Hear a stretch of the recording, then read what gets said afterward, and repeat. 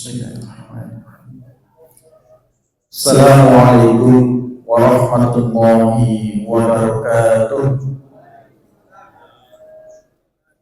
Innal hamdalillah nahmaduhu wa nasta'inuhu wa nastaghfiruh wa na'udzu billahi min shururi anfusina wa min sayyiati a'malina.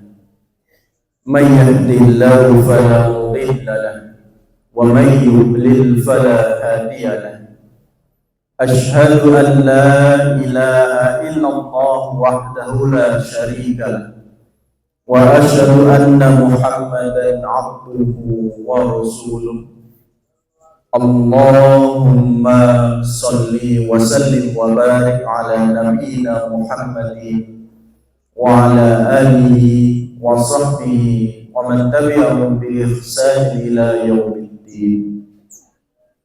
يا أيها الذين آمنوا اتقوا الله وقولوا قولا سديدا يصلح لكم أعمالكم ويغفر لكم ذنوبكم ومن يطع الله ورسوله فقد فاز فوزا عظيما.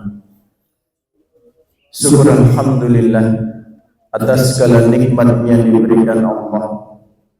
Mari kita manfaatkan nikmat yang diberikan Allah untuk meningkatkan iman dan takwa kita kepada Allah. Karena sungguh Bapak dan Ibu, kita diingatkan di dalam surat At-Takatsur, "Tsumma latus'alunna yauma idzin 'anin na'im." Kelak kita akan ditanya oleh Allah dan bertanggung jawab atas segala nikmat yang diberikan kepada kita. Oleh karena itu Bapak dan Ibu, mari sekali lagi nikmat yang diberikan Allah hari ini kita manfaatkan sebaik mungkin untuk meningkatkan iman dan takwa kita kepada Allah. Salawat serta salam senantiasa tercurahkan kepada Rasulullah Muhammad sallallahu alaihi wasallam. Yang saya hormati Bapak Ketua Pimpinan Cabang Muhammadiyah Gedek, Ibu kami Pimpinan Cabang Aisyah Gedek, serta Bapak Ibu, adik-adik hadirin yang hari ini juga sudah hadir meluangkan waktunya di antara bagian dalam hidup kita untuk menuntut ilmu. Bapak-bapak, ibu-ibu, adik-adik, konsep hari ini materinya adalah tentang pendidikan adab. Sebelum kita bahas pendidikan adab, saya ingin tanya dulu. Bapak Ibu, motor sudah dikunci? Sampun? Yang sudah mengunci motor, tolong angkat tangan dulu ya. Yang motornya sudah dikunci? Oh, sampun, baik. Saya ingin tanya dulu, yang tadi ketika mengunci motor baca bismillah, angkat tangan. Alhamdulillah, wonten setunggal. Bapak sinten? Yang mengunci motor dengan bismillah tadi? Bapak, alhamdulillah. Kula wonten hadiah, Pak.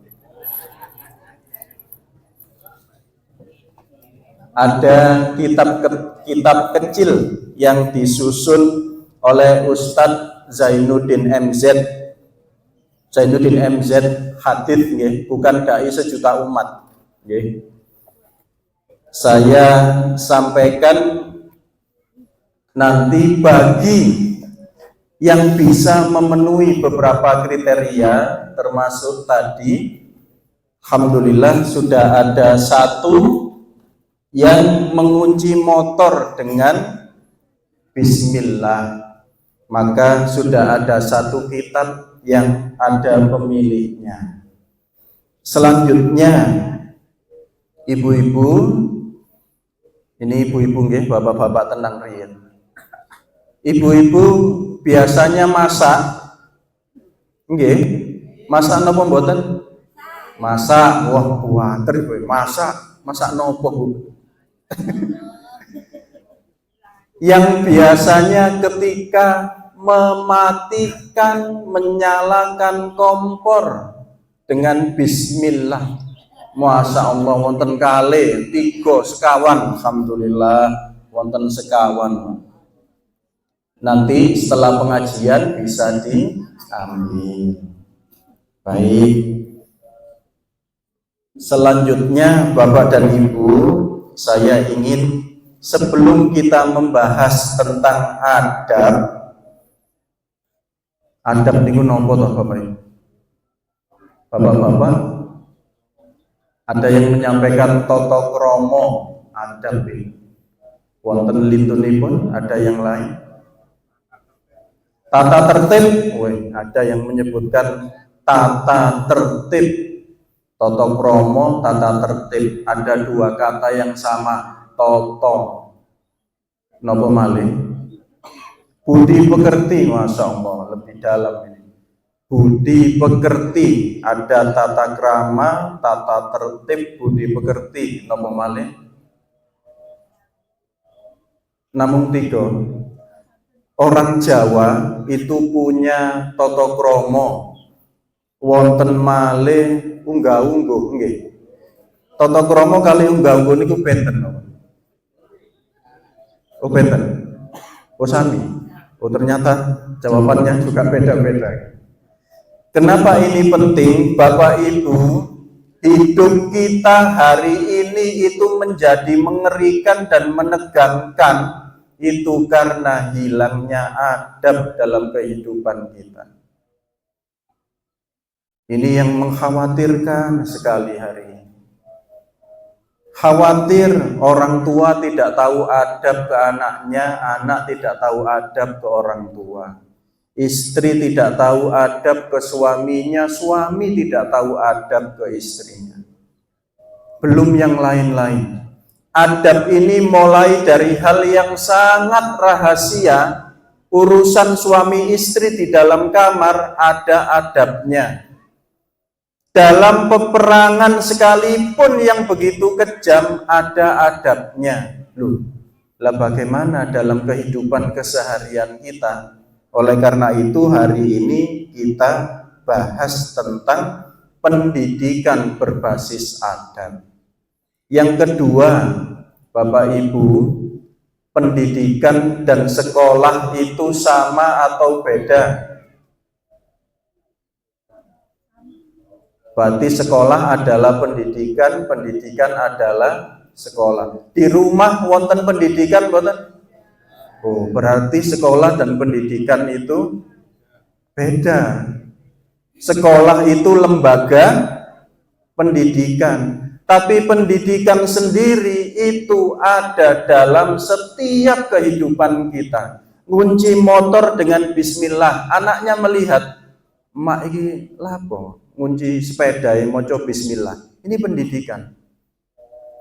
Nutup pintu rumah. Nah ini saya seringkali menyampaikan adab atau etika. Ada yang belum pernah tidur sama sekali Bapak Ibu? Coba saya ingin semerang. Kula mboten nate tilem Ustaz, pun 50 tahun. Mboten nate tilem, mboten enten baik. Berarti semua pernah tidur nggih? Nggih.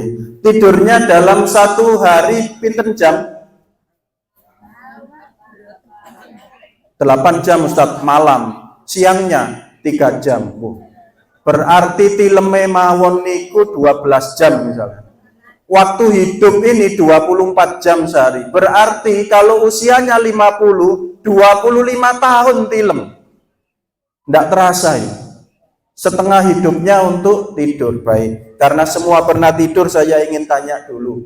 Adab atau etika sebelum kita tidur. Persiapan mau tidur, adabnya apa saja? Yang pahalanya paling besar itu yang mana di antara adab ini? Napa mawon? Wudu. Baik. Napa malih? Doa, alhamdulillah. Alhamdulillah. Wudu doa. Kali mawon. Napa malih? Ada yang membaca Al-Quran, Masya Allah. Membaca doa, nggih. Doane napa? Allahumma barik lana. Oh, senes. Baik, Bapak Ibu, ulama itu menyampaikan terkait dengan adab sebelum tidur yang pahalanya paling besar. Napa niku? Wudu itu hanya untuk dirinya sendiri, Bapak Ibu. Doa hanya untuk dirinya sendiri, Bapak Ibu. Memaafkan orang lain, alhamdulillah, memaafkan orang lain. Nah, kula paringi semerap ya. Ulama adab itu menyampaikan, sebelum kita berangkat tidur, adab etika yang pahalanya sangat besar itu adalah mengunci pagar dan pintu kita dengan membaca bismillah. Loh, langge, padahal pun tilem 50 tahun. Kenapa? Nah ini, mungkin kalau ceritani tragedi pohong anget. Ini buatan Al-Quran, buatan hadis, tapi kehidupan kita. Kenapa begitu penting sekali mengunci pagar dan pintu kita dengan bismillah? Bapak Ibu, ini terkait dengan adab atau etika kita bertetangga. Kalau kita membuka pintu rumah kita, pagar kita, orang dengke, maling dengke, tetangga merasa tidak aman. Banyak orang datang, wah sepeda motor ini gak dikunci, pagar ini dibuka. Orang jahat sudah mikir, koyo enang desa iki enak iki. Nek nyolong aman. Tetangga merasa resah gara-gara kenapa? Ada satu orang yang tidak menjaga keamanan rumahnya. Keresahan tetangga ini ada efeknya ke tetangga yang lain. Lingkungan jadi tidak aman. Loh. Hanya gara-gara mengunci pagar, mengunci pintu. Tapi ketika pintu rumah kita amankan, kita juga menjaga hak tetangga kita, hidupnya tenang. Sementara kita diajarkan oleh Rasulullah terkait dengan adab atau etika bertetangga. Niki daerah ngurusi liya-liya, ngingu PT enten adabe. Seweneng kucing ngingu kucing ada adabnya. Ini nanti kalau tidak diperhatikan lebih-lebih kalau di desa ini kita sih, Masya Allah, wilayahnya, rumahnya luas. Tapi kalau di perumahan Bapak Ibu, perkara PT niku saged dadi ruame. PT ngendok ten griya ingkang gada, tapi titip kotorannya ke tetangganya. Jadi persoalan adabnya bagaimana? Nah ini contoh terkait dengan tetangga tadi. Saya ingin cerita sedikit. Bapak Ibu, hak tetangga kita yang paling kuat itu adalah yang pintunya paling dekat dengan rumah kita, gitu. Hak tetangga yang paling kuat itu adalah yang pintunya paling dekat dengan pintu rumah kita atau yang terdekat dengan rumah kita. Suatu hari ada salah seorang tetangga yang niatnya baik. Nggodok pohong, ngedang pohong niku napa? Kaspe, nggih sami Pak. Tetangga yang paling dekat pintunya tutupan.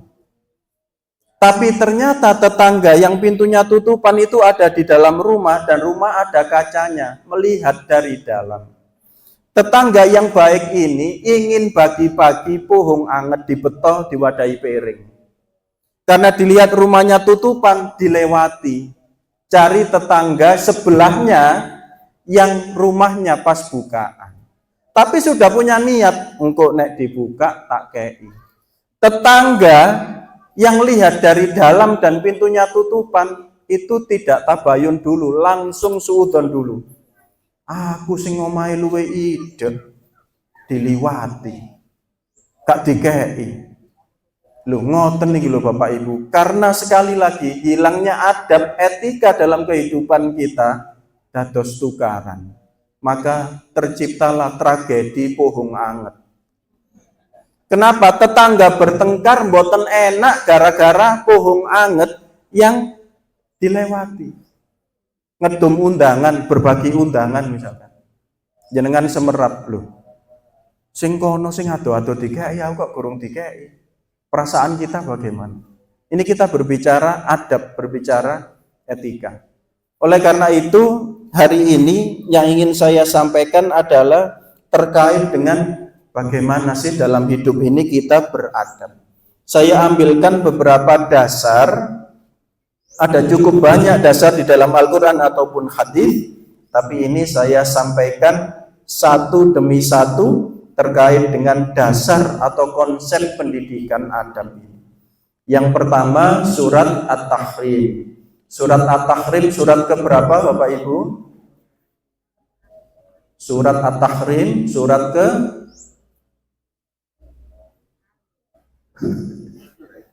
Niki generasi milenial dan kolonial.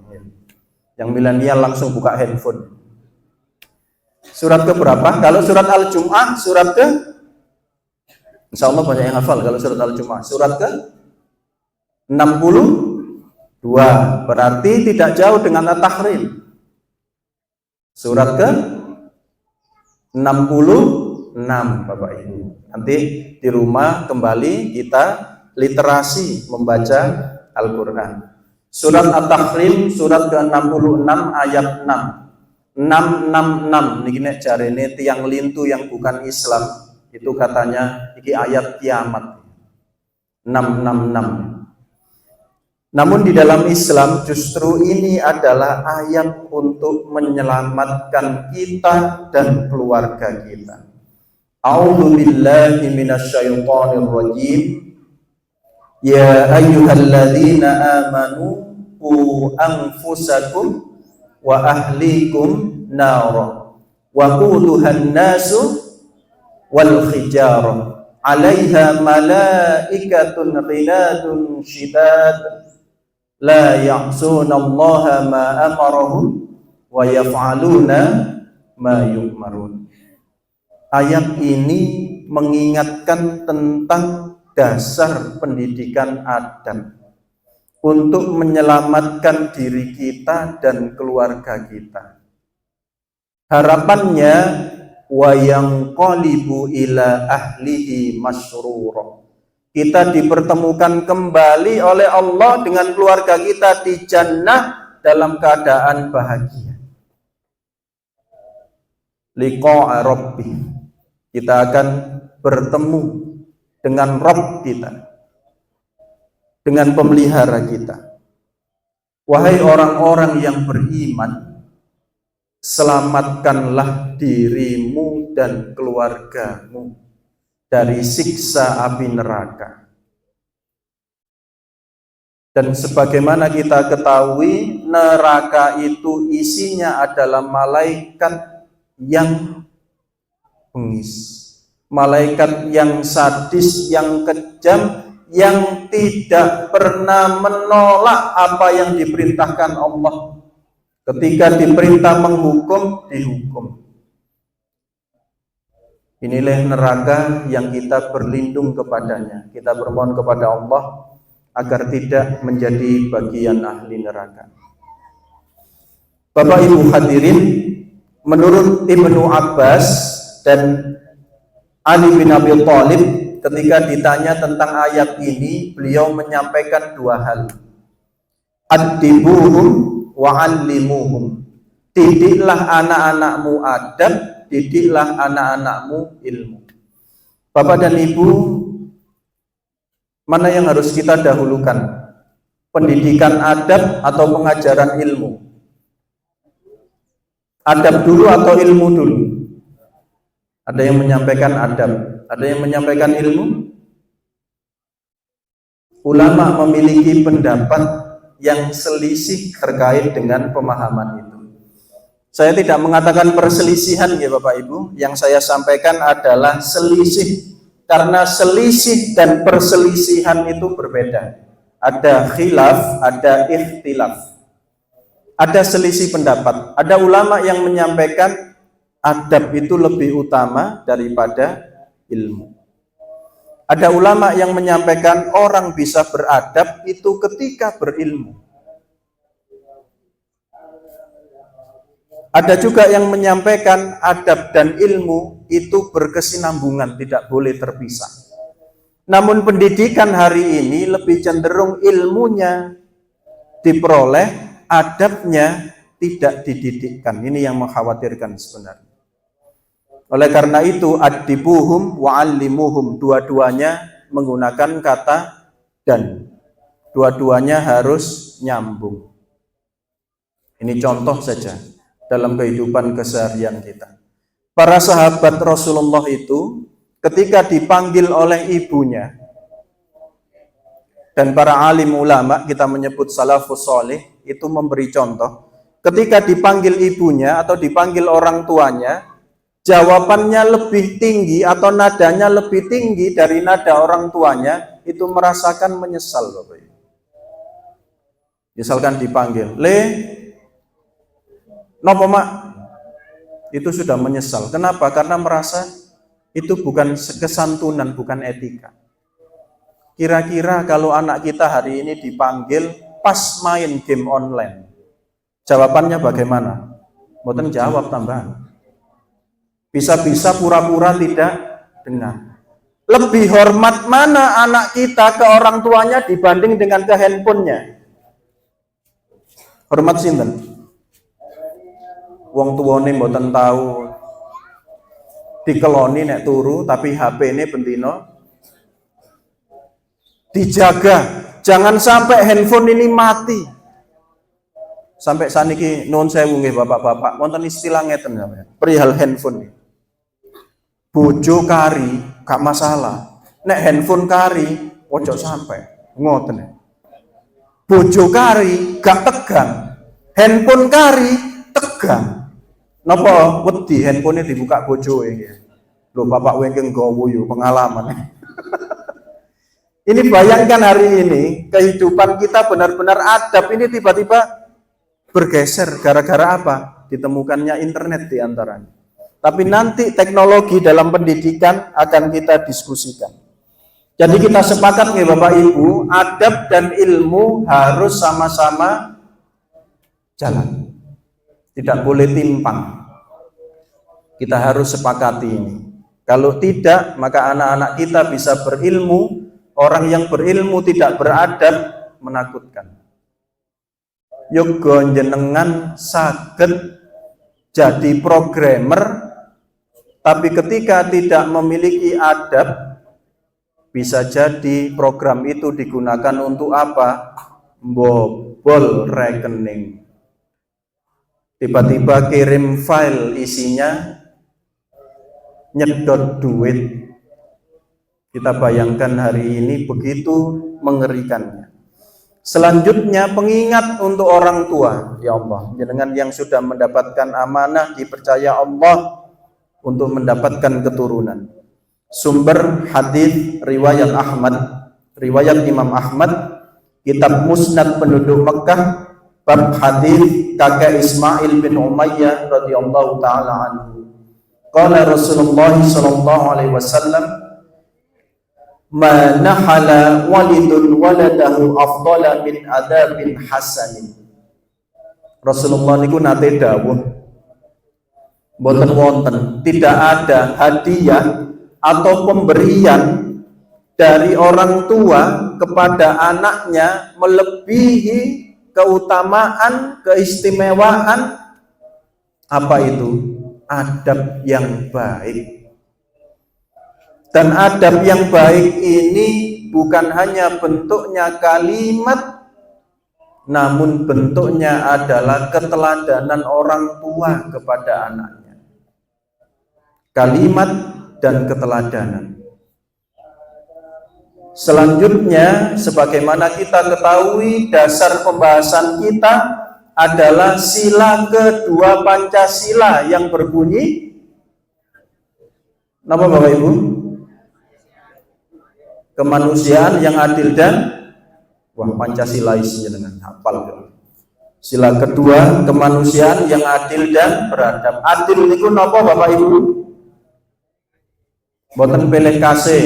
Nek anak lanang dijilbabi, anak wedok ya dijilbabi, boten pilih kasih. Niku adil boten? Anak kuliah sanguwe 5.000, anak EMI sanguwe 5.000, adil mboten? Mboten. Berarti adil niku napa? Sesuai dengan haknya. Alhamdulillah. Adil ada kalanya sifatnya sama. Contoh, laki-laki berhak mendapat pendidikan, perempuan berhak mendapat pendidikan, mboten? Adil. Nggih. Namun di satu sisi pendidikan laki-laki dan perempuan bisa berbeda sesuai haknya masing-masing, sesuai fitrahnya masing-masing. Oleh karena itu adil bisa bermakna sama dalam kaidah yang umum, adil juga bisa bermakna sesuai proporsinya berdasarkan kaidah khusus. Sepatu mawon benten-benten ukuran. Kalau semua disamakan ukurannya 40, yang kakinya kecil longgar, yang kakinya ukuran 42 boten sedeng. Dan kaitannya dengan hal tersebut, kaki itu diciptakan oleh Allah, sepatu diciptakan oleh manusia. Jadi kalau ada orang membeli sepatu tidak muat, yang diganti kakinya atau sepatunya? Sepatunya. Oleh karena itu kalau ada aturan dari Allah yang tidak sesuai aturan manusia, yang harus dirubah adalah aturan manusia. Jika yang dirubah aturan Allah sama dengan kakinya dipotong, ukurannya diganti. Milih pundi jenengan? Diukur ya. Gak cocok ya. Sikilku ketoken gantian. Ini mboten bahaya kan. Kemudian yang keempat dasarnya adalah buku yang kami pelajari di pesantren, buku-buku Sayyid Naqib Al-Atas.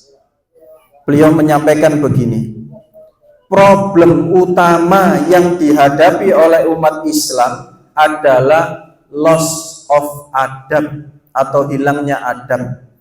Ketika adab itu hilang, maka kehancuran, loss of discipline mind and soul, kata beliau.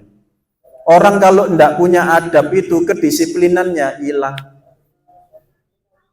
Contoh, di dalam kitab Al-Adabul Mufrad di bagian pertama itu Bapak Ibu. Ini adalah kitab Al-Adabul Mufrad Imam Al-Bukhari, kumpulan hadis membahas tentang adab. Ketika Rasulullah SAW ditanya oleh salah seorang sahabat, "Ya Rasulullah, ayyul a'mali ahabbu ilallahi azza wa jalla?" Ya Rasulullah, amal utama apakah yang paling dicintai Allah atau menjadikan seorang hamba paling dicintai Allah? Jawaban Rasulullah yang pertama adalah as-salatu ala waktiha, yakni sholat pada waktunya. Bapak Ibu, pentingnya sholat itu mengalahkan pentingnya kita ketika naik kereta.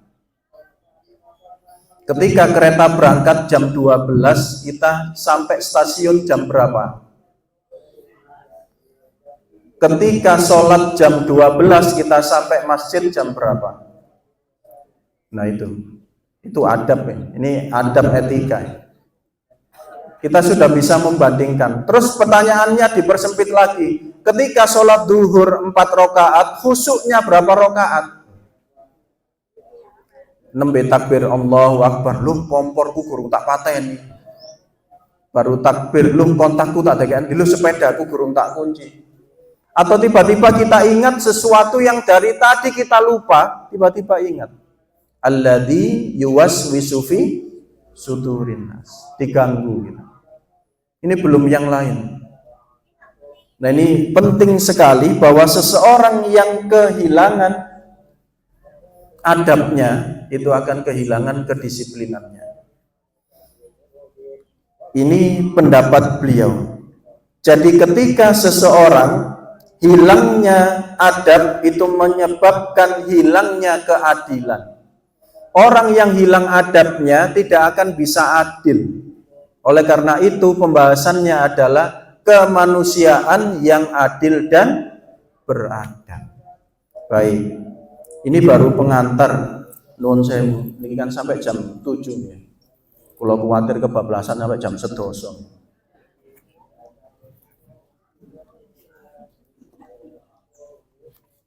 639 tasik wonten. Selanjutnya saya ingin tanya lagi beberapa hal. Adab itu begitu penting. Saya ingat beberapa contoh dari guru kami. Ini saya dapatkan dari Ustadz Hasim Manan, Allahu yarham. Beliau mengajarkan kami terkait dengan adab, bahkan dicontohkan. Bapak Ibu, sebagaimana kita ketahui, aurat laki-laki ketika sholat itu adalah mulai dari baina surah wa rukbah.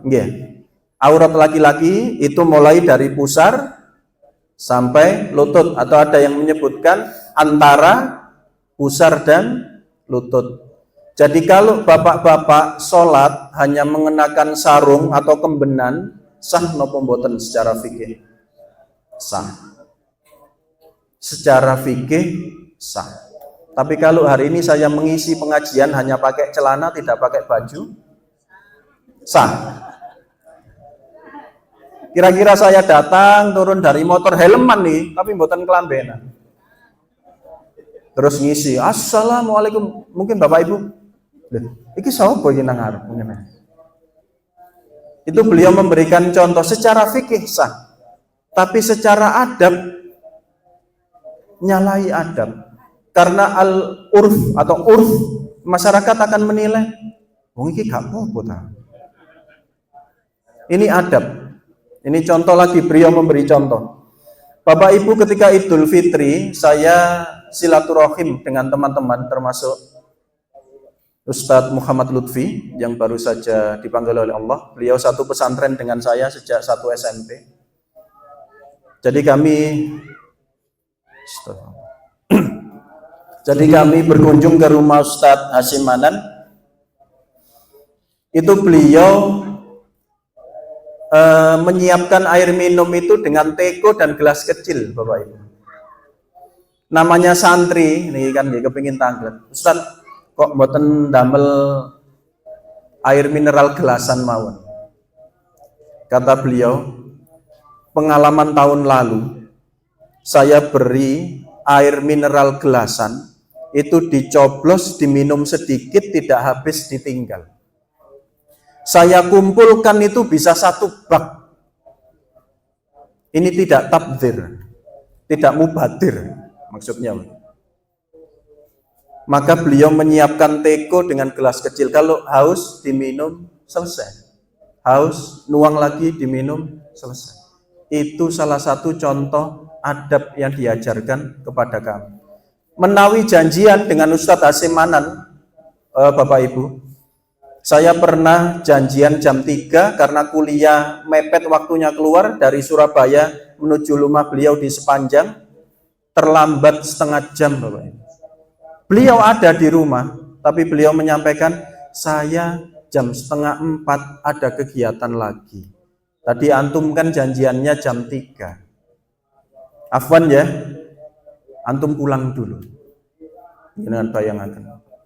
Itu pendidikan adab yang kami ingat. Pernah saya tidak hadir ngaji karena praktek di universitas, saya lupa tidak mengabari beliau. Ditelepon saya, antum tidak masuk kemana?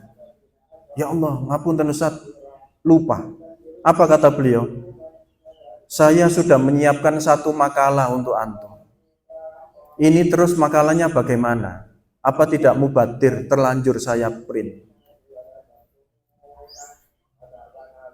Pripun? Kalau ini dalam kehidupan keseharian kita, adab ini hilang dalam kehidupan kita, terjadi itu hari ini, Bapak Ibu. Rapat jam berapa? 10. Mulainya jam 12. Itu terjadi di negara kita hari ini. Saya pernah ada tamu dari Amerika Serikat, Bapak Ibu, dari Peace Corps. Acara itu undangannya jam 8 pagi. Beliau memberi materi. Setelah datang, kaget karena datangnya orang Amerika ini jam 7:30 sudah di lokasi. Duduk, bingung, tidak ada orang, sepi Mas ya.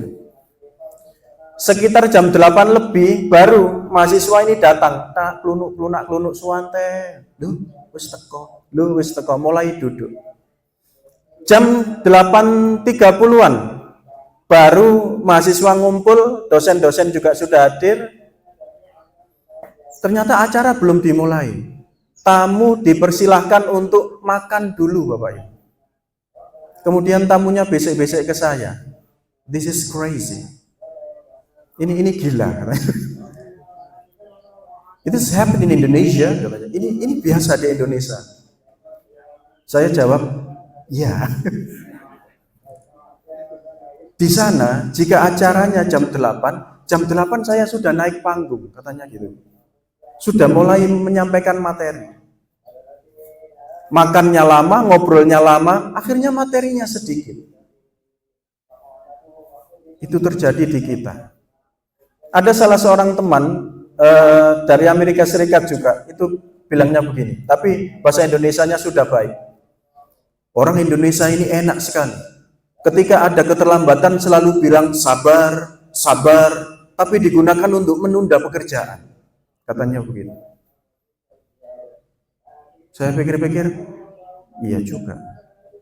Wes mari ya PR-mu. Saya sabar. Padahal kata sabar dalam Islam kan bukan untuk menunda nih Bapak Ibu. Gini apa nggih?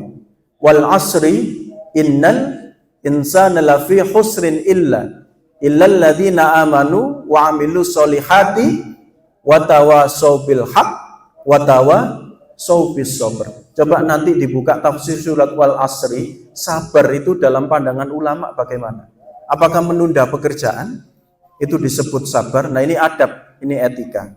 Baik, saya lanjutkan. Itu sedikit tentang ketika kami belajar.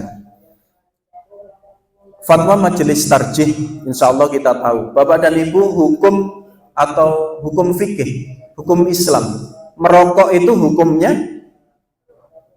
beda-beda. Sekali lagi, merokok hukumnya enten sing makruh, enten sing haram. Ada yang menyampaikan mubah. Napa Bu kok mubah? Lah bojo kula pun kadung rokokan ya, Ustaz. Oh nggih mubah. Napa Bu kok makruh? Lah bojo kula rokokan tapi nggih duweke telas mawon, mangkane makruh. Haram, soalnya bojo kula mboten rokokan, saged beda-beda. Saya pernah ngisi pengajian di salah satu rumah sakit. Ini rumah sakit kan dokter dan tenaga kesehatan. Saya tanya, Bapak Ibu, hukumnya secara hukum Islam merokok itu apa? Ternyata juga beda-beda di rumah sakit. Saya kira di rumah sakit satu suara, haram. Ternyata enggak, beda-beda. Sekarang saya tanya, pertanyaannya saya rubah. Merokok di sebelah ibu yang sedang menggendong bayinya, hukumnya apa? Loh, sepakat haram, benten ya hukumnya itu. Ternyata hukum merokok itu bisa berubah. Tadi yang makruh jadi haram. Apa yang menyebabkan perubahan itu Bapak Ibu? Situasi, adabnya, etikanya. Kakak saya itu pernah naik angkot dari Krian ke Universitas Muhammadiyah Sidoarjo. Angkot oren dulu. Ada bapak-bapak yang merokok. Berarti kan satu angkot kena asap. Diingatkan kakak saya, Pak, nun sewu, rokoke ngamuk Bapak ya. Lho nek kepengin enak ya nggawa mobil dhewe, wis ora angkot kok wong rokokan gak oleh, jenengan bayangaken. Niku sami kados ngeten. Saniki kan musime son horeg niku nggih. Semerat son horeg niku Bapak. Dinaikkan truk sampai kalau berbunyi itu kaca-kaca bisa pecah ya. Kira-kira kalau jenengan gak ada hajatan, tetangga jenengan dempet niki sakit, boloro untu, bonopo. Jenengan hajatan nyewa son horeg. Ya napa hukume, Bapak? Niki kita berbicara adab. Baik, ternyata hukum merokok itu juga terpengaruh adab di sini ya, di Gedek. Adab tidur sudah saya tanyakan, tragedi bohong sudah.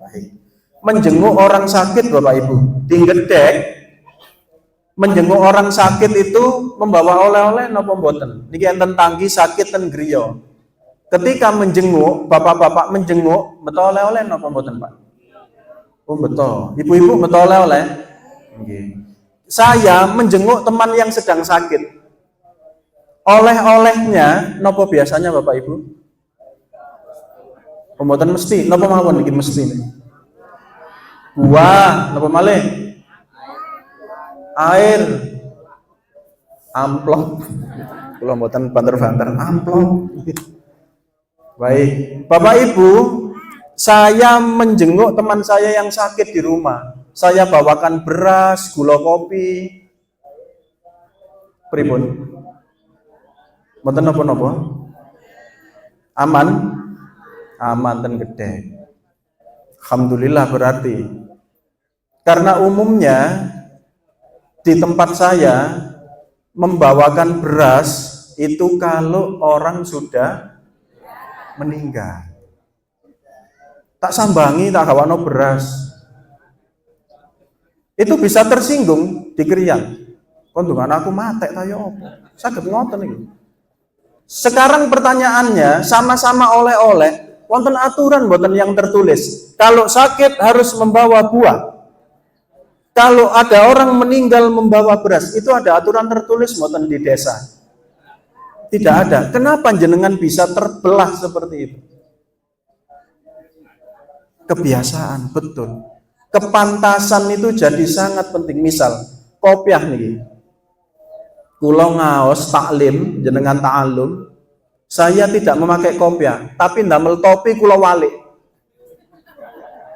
Pripun? Sama-sama nutup kepala ini. Ndamel topi kula walik. Pantes napa mboten? Loh, ternyata di sini selain kaitannya dengan hukum fikih, ada kepantasan, ada urf di masyarakat kita. Oleh karena itu, saya membaca dua pembahasan. Yang pertama dari Kiai Haji Ahmad Dahlan, yang kedua dari Ahasan Persis. Itu membahas dua hal Bapak Ibu. Di dalam Islam kita mengenal adab, tapi di masyarakat kita mengenal adat istiadat.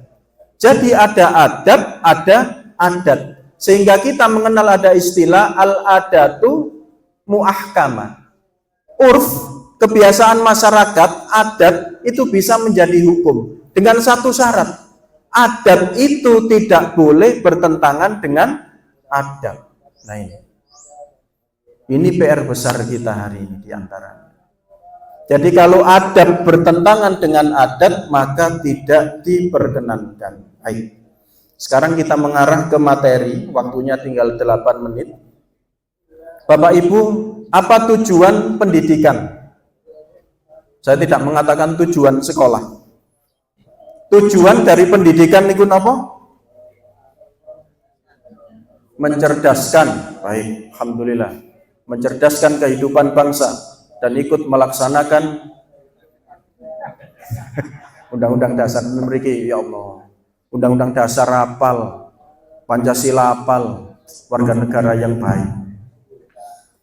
Baik. Tujuan dari pendidikan itu yang disampaikan oleh Sayyid Naqib Al-Atas hanya satu Bapak Ibu. Apa tujuannya? Menjadikan manusia baik. Sekali lagi, pendidikan itu tujuannya adalah menjadikan kita baik.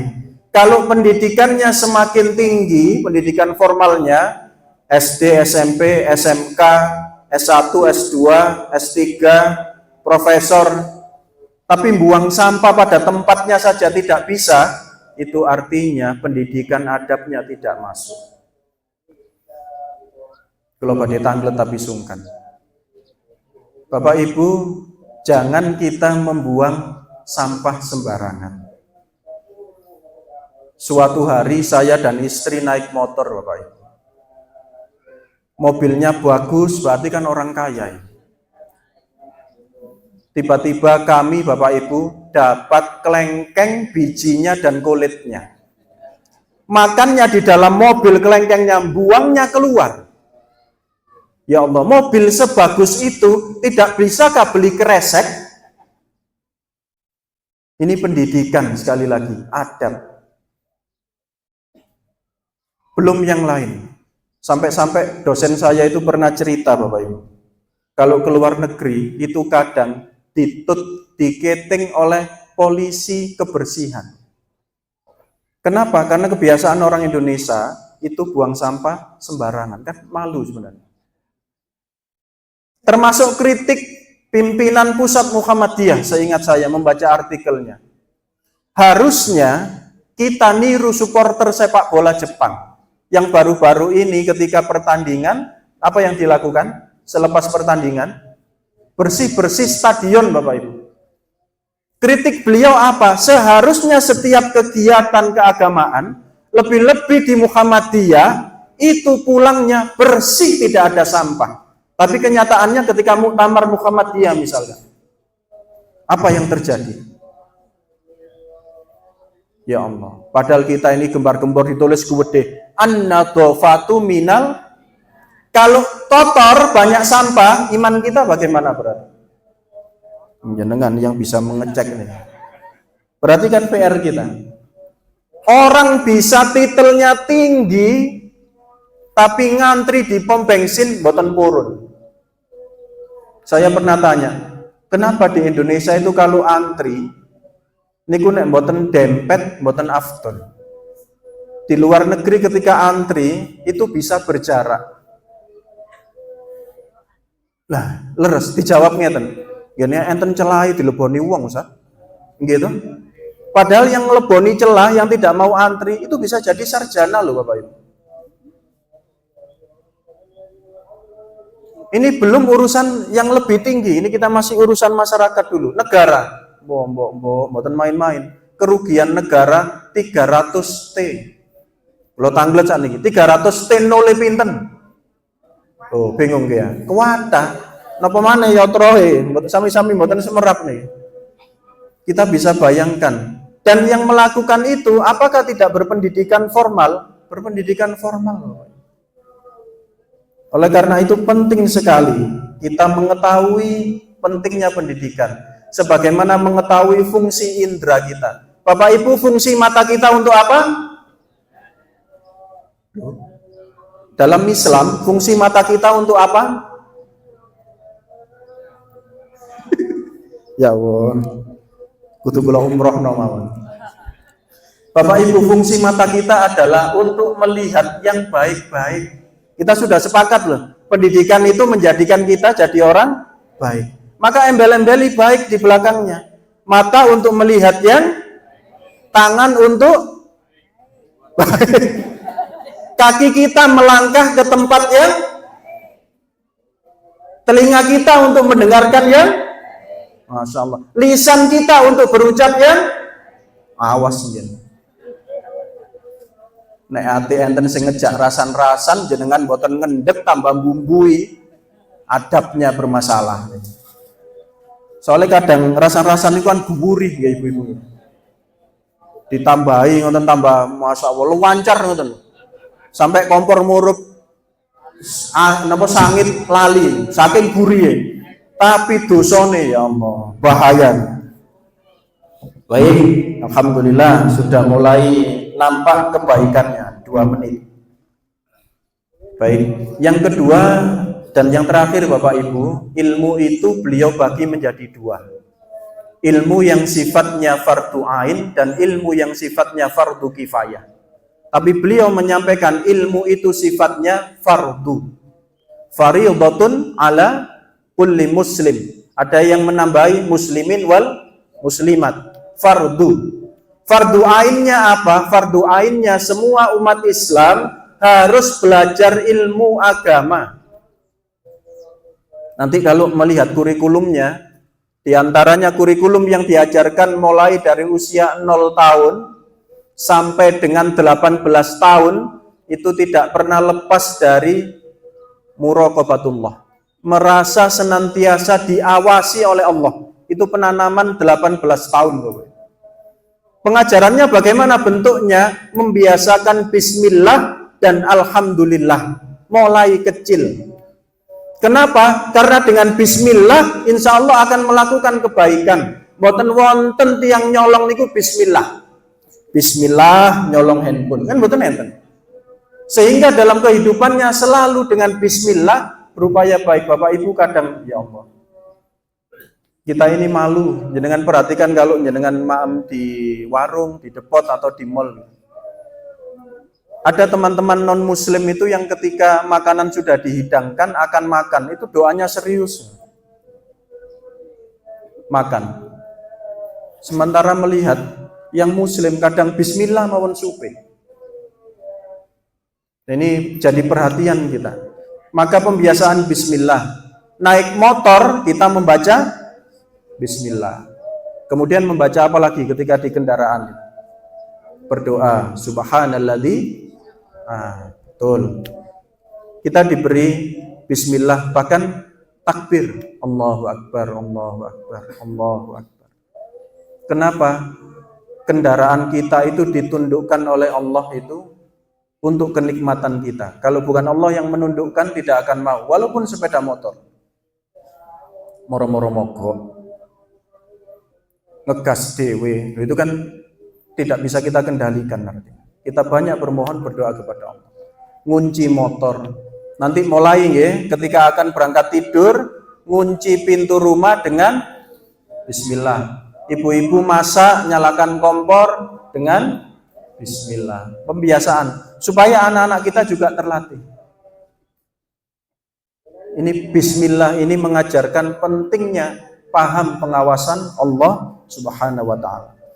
Yang kedua, yang fardu kifayah itu apa? Fardu kifayah ilmu terkait dengan disiplin ilmu masing-masing yang dibutuhkan umat Islam. Ada sarjana ekonomi, ada sarjana teknik, ada sarjana matematika, sarjana pendidikan, sarjana hukum, punya poinnya masing-masing, itu fardu kifayah. Tapi semua ilmu itu harus didasari oleh ilmu agama. Maka tidak boleh dipisah-pisahkan, Bapak Ibu. Saya pernah membaca pengumuman di buku Masjid Turki dulu, sekitar 400-500 tahun yang lalu. Menjadi imam masjid itu harus bisa tafsir, bisa paham Bible, paham Taurat, bisa beberapa bahasa asing, menjadi imam masjid tuh. Kalau hari ini itu kita terapkan, boten enten sing wani imam ini. Artinya penurunan keilmuan kita hari ini itu nampak sekali. Bapak Ibu sebagai penutup, wahyu yang pertama turun adalah surat. Bunyinya bagaimana? Iqra. Iqra artinya literasi. Literasi itu kita selain kewajiban kita terhadap ilmu, membacanya, mempelajarinya, memahaminya, mengamalkannya, yang levelnya tinggi, menyampaikannya. Ada 5 kewajiban ya. Makanya saya ingin sebagai penutup, saya ingin tanya Bapak Ibu dan 7/2, Bapak Ibu yang dalam satu hari belajar atau membaca setengah jam, angkat tangan. Alhamdulillah, itu 2 wonten kali. Kalau tingkataken yang membacanya dalam satu hari, belajar serius 1 jam, angkat tangan. Ampun boten enten setengah jam. Padahal tugas kita adalah Iqra, kita diingatkan membaca, tidak hanya membaca buku, tapi kita juga diingatkan huwallazi ba'atsa fil ummiyina rasulan minhum yatslu 'alaihim ayatihi wa yuzakkihim wa yu'allimuhumul kitaba wal hikmata. Ujung ayatnya perhatikan, wa in kanu min qablu la fi dhalalim mubin. Masih wong zalim kalau mengikuti aturan pendidikan Islam yang sangat-sangat kompleks dan sangat detail, sangat lengkap itu, jadi pinter. Negaranya jadi maju, orangnya jadi maju, pemikirannya maju, masyarakatnya maju, keluarganya maju. Itu ada di dalam surat Al-Jum'ah ayat 2. Mungkin tafsirnya dibuka malih. Nopo maksudnya pendidikan. Insyaallah demikian yang bisa saya sampaikan. Langsung dipun tutup, Ustaz. Nopo pripun? Sampun. Baik. Insyaallah Bapak Ibu, ini yang bisa saya sampaikan pagi hari ini. Mudah-mudahan bermanfaat untuk kita semua. Bapak Ibu yang tadi mendapatkan hadiah dan menjawab tema-tema yang ada di dalam kitab-kitab kecil ini beda-beda. Nanti silakan dipilih mana yang kira-kira cocok, temanya macam-macam. Yang cocok dengan jenengan untuk dipelajari di rumah. Mari kita tutup dengan doa kafaratul majelis. Subhanakallahumma bihamdika asyhadu an la ilaha illa anta astaghfiruka wa atubu ilaik. Ihdinas siratal mustaqim. Wassalamualaikum warahmatullahi wabarakatuh. Saya kembalikan ke Ustaz Imaduddin.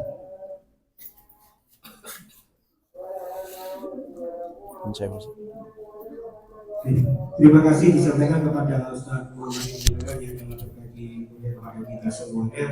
Sangat luar biasa apa yang beliau sampaikan terkait dengan kehidupan kita sehari-hari, karena berkaitan langsung dengan adab tata krama kita sehari-hari. Terima kasih sekali lagi disampaikan. Akhirnya mari kita tutup dengan bacaan alhamdulillah bersama-sama.